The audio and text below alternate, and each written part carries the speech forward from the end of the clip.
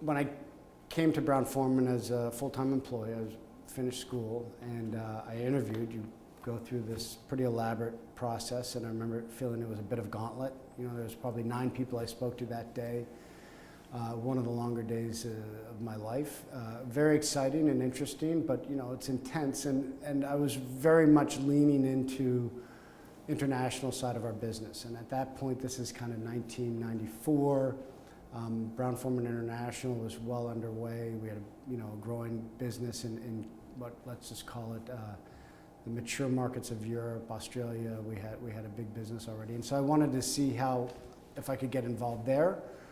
And ultimately, I landed a job in our Advancing Markets group, which was our emerging markets approach to growing our portfolio outside of traditional Brown-Forman markets, so beyond North America and beyond Western Europe.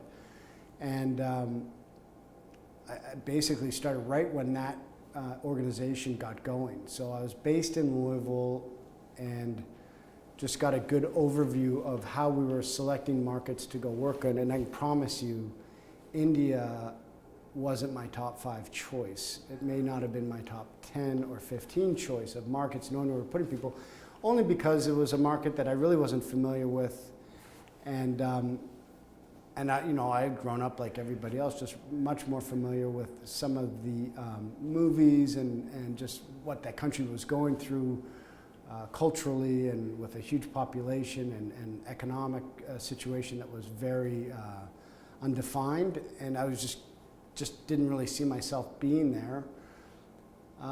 But I was offered, I was working in Chicago at the time in our wine company, just learning a little bit more about sales, and I was asked if I would come back to Louisville to interview for a position in India.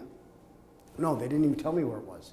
They wanted me to interview for a position that was opening, and no one would really tell me. I came back here, I spent most of the day trying to understand what I was doing back in Louisville, what job this was, and I finally sat down with actually Mark Brown, who at that time was with Brown-Forman and managing our international, that emerging markets operation.